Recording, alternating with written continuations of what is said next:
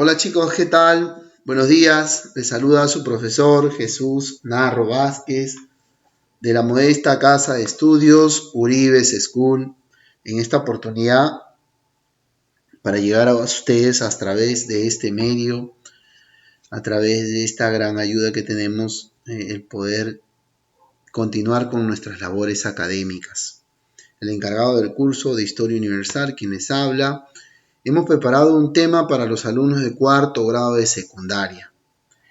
El tema, ese es el segundo tema, el imperialismo inglés y la guerra hispano-norteamericana. No sin antes recordarles, chicos, hagan sus anotaciones en su cuaderno, ilustren, trabajen, anoten detalles, datos que a usted le va a ayudar para que usted haga un repaso para sus evaluaciones. Asimismo, las tareas ustedes las tienen que mandar al correo electrónico de quien les habla, chinin265@gmail.com, todo minúscula. Al final del video vamos a mandar de nuevo el correo, ¿sí? Por ahora présteme atención. Tome asiento y acomódese. Profesor, ¿le da contemporánea otra vez? No, tranquilo, chicos. Es necesario ubicarnos en tiempo y en espacio, siempre para tenerlo presente. La clase pasada habíamos dicho que vamos a hablar de la edad contemporánea. ¿Qué siglo? Siglo XIX. Pero es necesario tener el siglo en el cual inicia la edad contemporánea, claro, y no tenemos el fin porque en adelante, siglo XVIII en adelante. Y durante esta edad contemporánea van a surgir los imperios coloniales, como la clase pasada veníamos hablando acerca del imperialismo, ¿no? Y lo importante que fue este imperialismo para prácticamente toda Europa.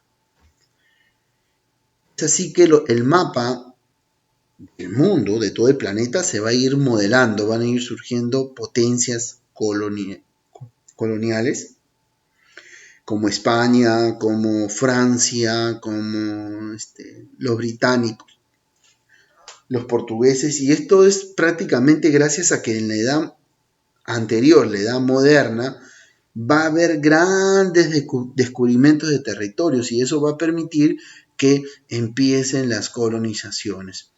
Uno de esos grandes imperios coloniales va a ser el imperio inglés, los británicos, ¿no? Entonces ellos van a prácticamente querer colonizar varios territorios. En Asia van a llegar hasta el Congo, en la India, y en África van a querer hacer un monopolio prácticamente comercial, ¿no? Va a tener, y este imperialismo inglés va a tener tipos y formas, ¿no? Y como esto se lo van a deber a Victoria Hanover, esta reina inglés va a asumir su reinado a raíz de que va a morir Guillermo IV el 20 de junio de 1837, donde prácticamente esta reina en esa noche, no recuerdo muy bien, vestida en pijama, se entera de que su tío, si no me equivoco, fallece y ella a los 18 años asume su reinado. Pero como todavía no conocía cómo reinar, cómo llevar a cabo eso, ¿no? Tuvo que realizar ciertas consultas a los primeros ministros y a las personas conocedoras de poder reinar al punto de hacer surgir a su nación. Entonces eso fue muy bueno. Cuando uno no sabe, uno pregunta, va, indaga y busca. Y así va a ir aprendiendo. Tanto así se volvió famosa esta reina Victoria I. En 1851 el país se convirtió en una de las primeras potencias mundiales. Así, durante esta edad contemporánea va a surgir el imperialismo inglés y va a surgir como primera potencia mundial. Gracias a aquellos que la reina pudo consultar. Ahí tenemos los tres representantes. Robert Peel, prácticamente el primer ministro, en el cual mucho acudía a la reina para poder ir ganando experiencia acerca de cómo reinar y hacer surgir su nación.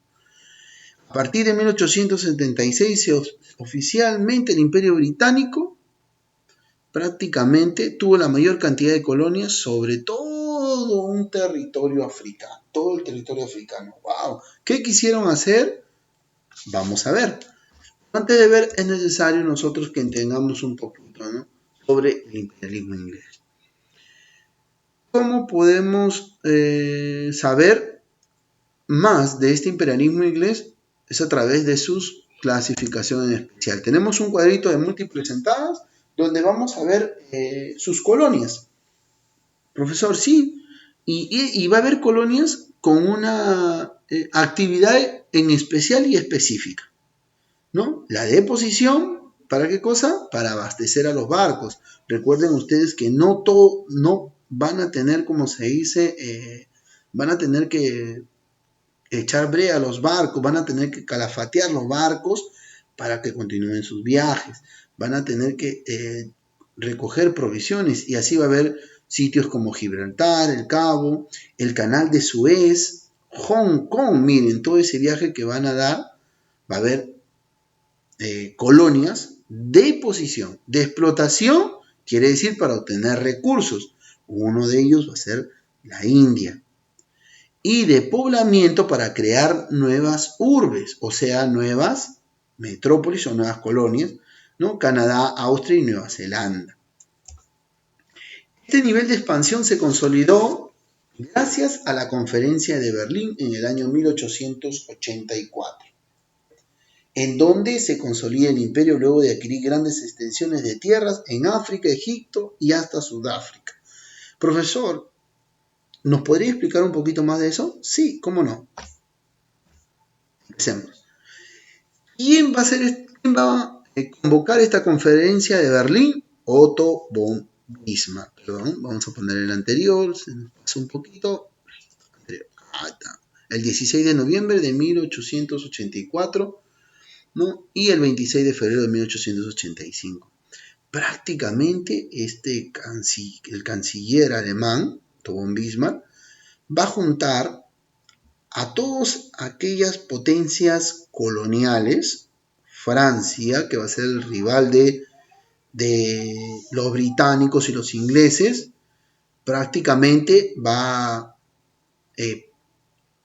a tener como objetivo evitar que estos imperialismos, estas colonias colonialistas imperiales, estas potencias imperiales desaten una guerra. Todavía no quería que se desate una guerra entre naciones para ver quién es más fuerte. Es por eso que van a llegar a un consenso. Bueno, van a convocar a muchos países para repartirse. ¿Cuáles serán? Los vamos a ver en la siguiente imagen. Pero quiero aclarar algo. Esta conferencia de Berlín no invita a ningún poblador de esta parte del mundo, de África. No invitan a nadie. Prácticamente deciden sobre el territorio como ellos quisieron. Bueno, se creían los dueños. Y así fue. Algo curioso del mapa de África, de este continente, algo curioso es que tiene unos trazos medio raros, ¿no? Unos trazos, wow, ¿no? Donde si tú te das cuenta, por acá tiene una colita, el Congo y la zona de Belga, Angola también.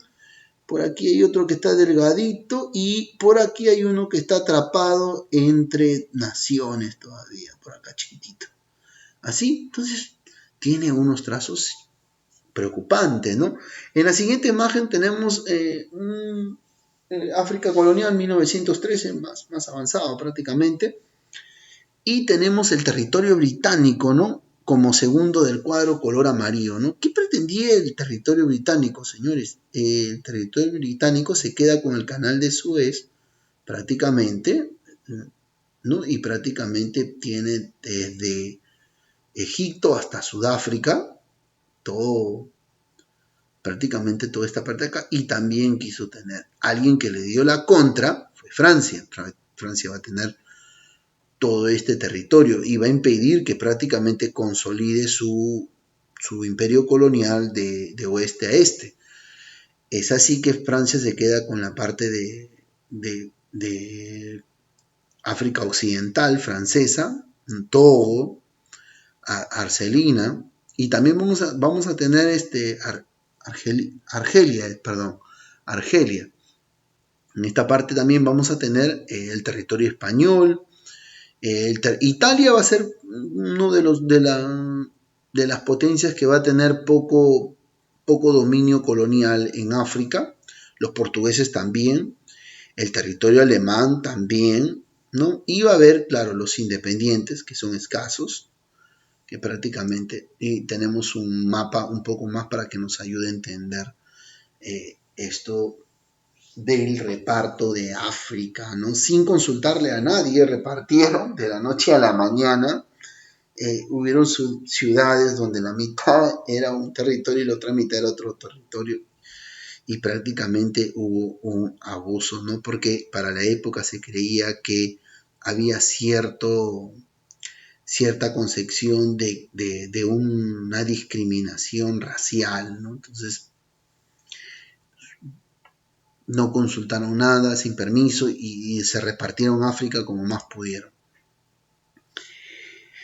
Así prácticamente este imperialismo inglés va a tener su poder. Uno de los imperios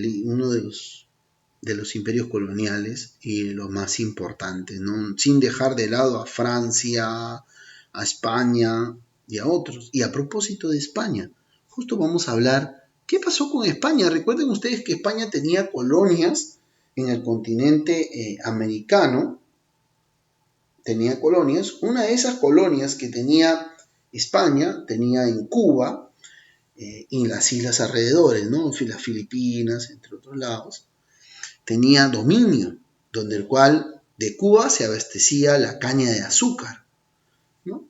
Y pues había, como se dice, cierto beneficio, ¿no? ¿Y qué pasaba? Que con la conferencia de Berlín van a ir prohibiendo algunas cosas como la esclavitud o la venta de esclavos negros.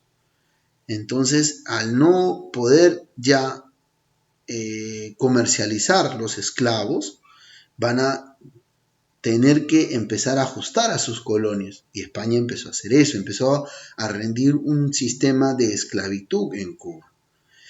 Pero Cuba va a tener el apoyo de los Estados Unidos, porque ya Estados Unidos ya cobró su independencia, ya realizó su independencia, ya es una nación y quiere, como se dice, ir creciendo. Entonces va a España y solicita a través de una carta querer comprar algunos estados de algunas colonias españolas en Cuba.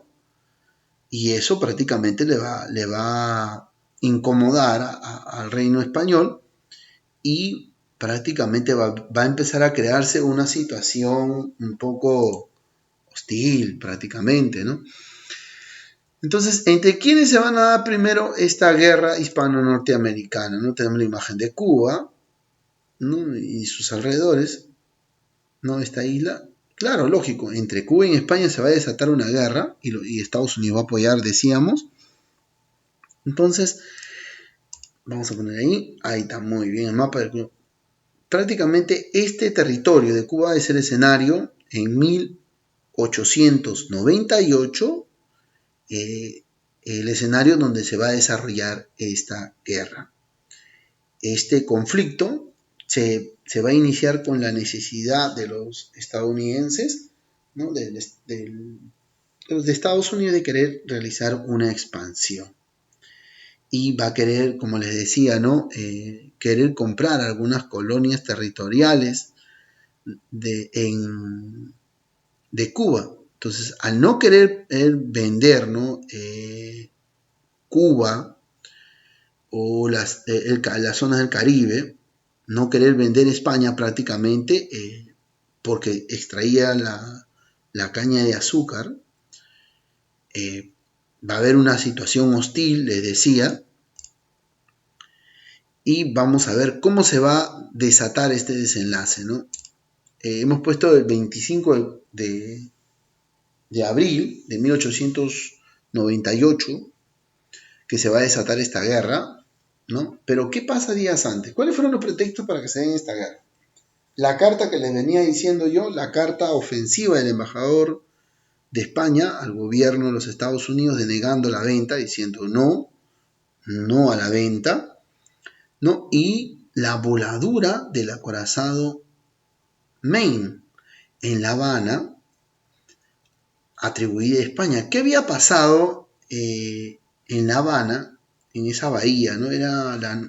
Días antes este acorazado, días antes de que estalle la guerra, para el mes de febrero, la quincena de febrero, y este acorazado llega a la bahía, ¿no?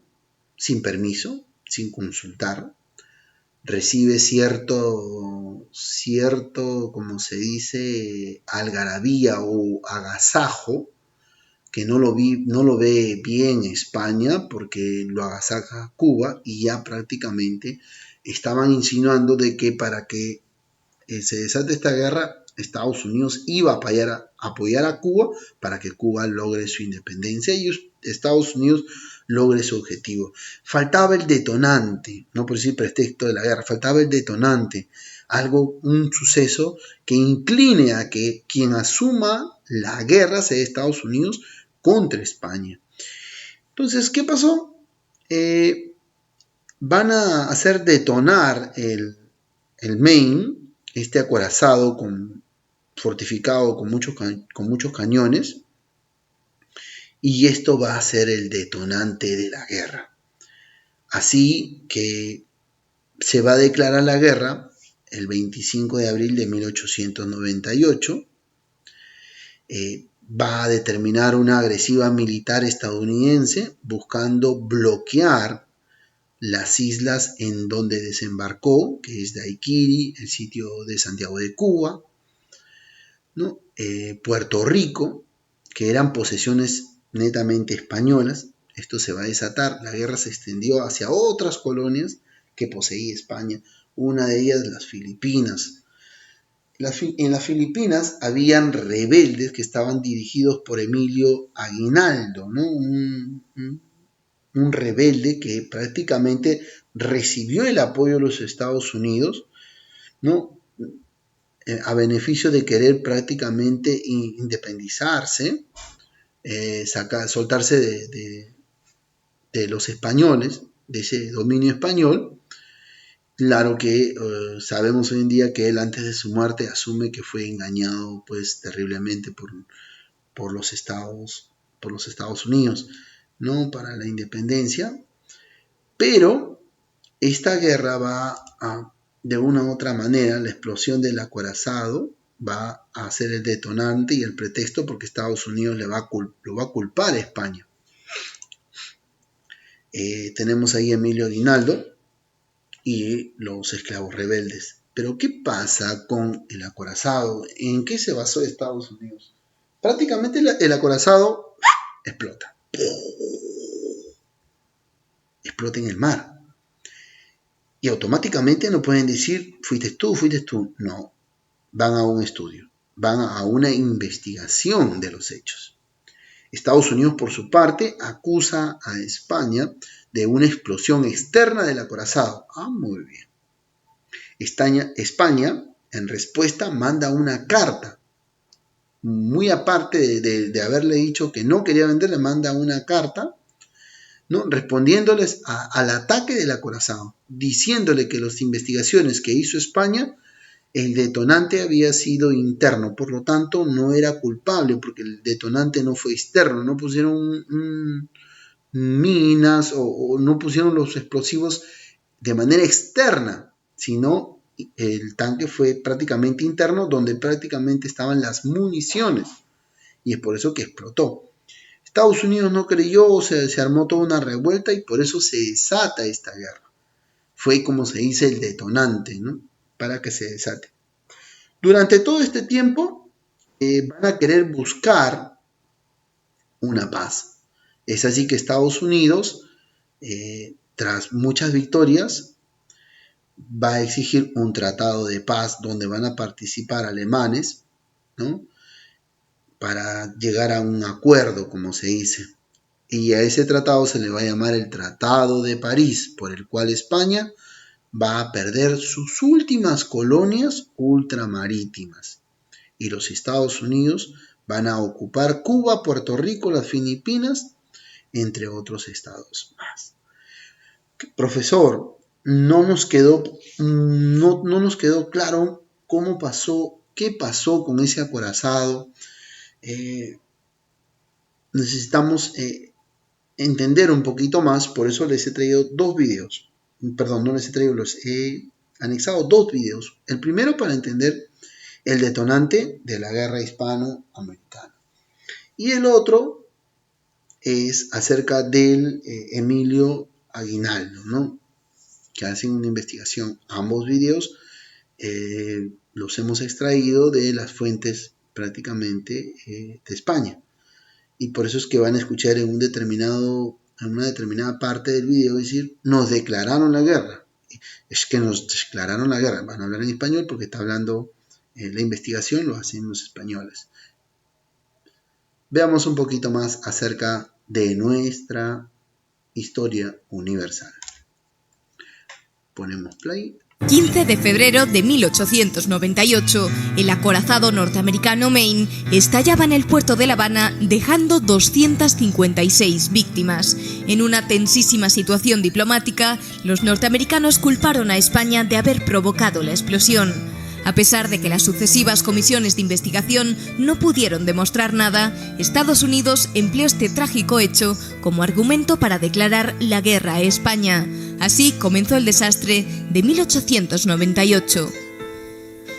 Hacía tiempo que los Estados Unidos querían controlar Cuba por sus exportaciones de fruta y azúcar. Hicieron una oferta de compra. Como España no quiso vender, comenzaron una campaña de acoso utilizando la prensa sensacionalista americana. Cuando el Maine llegó a La Habana, el clima diplomático ya era irrespirable. ¿Qué era el Maine? Un acorazado de 6.682 toneladas, 25 cañones de diverso calibre y 4 tubos lanzatorpedos, con 392 tripulantes a bordo, al mando del capitán Charles White Sixby y con la poco amistosa misión de proteger los intereses de los ciudadanos norteamericanos. Exacto. Hay que tener en cuenta que los tripulantes fueron por encima de los 300 y murieron 254 soldados estadounidenses o tripulantes de este acorazado. Vamos a ver el siguiente video para ustedes acerca de Emilio Aguinaldo. Estados Unidos masacraron a más de 1 millón de filipinos a principios del siglo XX, una sexta parte de la población, dice el investigador norteamericano James B. Goodnow. Las víctimas fueron, muy especialmente, los filipinos que hablaban español. Los mataron para asentar el poder estadounidense en la isla. Retrocedamos un poco. En 1898, los Estados Unidos declaran la guerra a España. Washington quiere expandirse y ambiciona las bases navales que le proporcionan Cuba y Filipinas. Desde años atrás, los norteamericanos están alentando los movimientos nacionalistas locales como parte de su estrategia contra España. En el caso de Filipinas, la insurrección de Emilio Aguinaldo viene amparada por los yanquis, que al mismo tiempo atacan a la escasa guarnición española en el archipiélago. En junio de 1898 se proclama la independencia de Filipinas y Aguinaldo es elegido primer presidente. Para asegurar su poder, manda matar a otro rival político, el general Luna. Pero poco le durará la gloria a Aguinaldo, porque enseguida los Estados Unidos se cobrarán la ayuda que le habían prestado. Washington revela sus verdaderas intenciones en marzo de 1901. Apresan a Aguinaldo y le obligan a aceptar el dominio yanqui. Aún más, el presidente William McKinley pretexta un supuesto ataque de rebeldes a Manila y declara la guerra a la recién nacida república. McKinley argumentará que Dios le había indicado que los filipinos eran incapaces de autogobernarse y por eso había encomendado a los Estados Unidos a educarlos y cristianizarlos, a pesar de que las Filipinas llevaban ya 3 siglos cristianizadas por los españoles. Siguiendo la inspiración divina de su presidente, los yanquis entrarán a saco, arrasan aldeas, queman iglesias, profanan cementerios, ejecutan masivamente a los civiles, con particular atención a los que hablaban español, y perpetran en suma un auténtico genocidio. El general Jacob Smith llegó a ordenar la ejecución de cualquier filipino mayor de 10 años. Las matanzas siguieron con el posterior presidente Theodore Roosevelt, Premio Nobel de la Paz. Enfrente, el segundo presidente de las islas, Macario Sakai de León, solo pudo oponer la resistencia de un heroísmo sin esperanza. La población total de Filipinas en aquel momento era de 9 millones de personas. El número de víctimas ascendió a la sexta parte de la población, es decir, casi 1,5 millones de filipinos asesinados entre 1901 y 1913. Bueno, poco triste, ¿verdad? Pero es necesario tener en cuenta para la historia. Bueno, chicos, hemos llegado a la parte final de esta clase. Espero que les haya gustado. No sin antes recordarles la tarea. Profesor, 4 preguntas. No. Primero, 1 investiga sobre otros imperios coloniales, brevemente con ilustración. Número 2, realiza la biografía de Emilio Aguinaldo Famy. Punto 3, estudia porque todo lo mencionado en este video y en el anterior va a venir en este primer examen. Punto 4, recuerda que la tarea la tienes que enviar al correo electrónico chinin265, todo minúscula, @gmail.com. ¿Sí? Bueno, chicos, esto ha sido todo por hoy. Espero que se encuentren bien. Un saludo para papi y a mami en casa. Dios los bendiga a todos.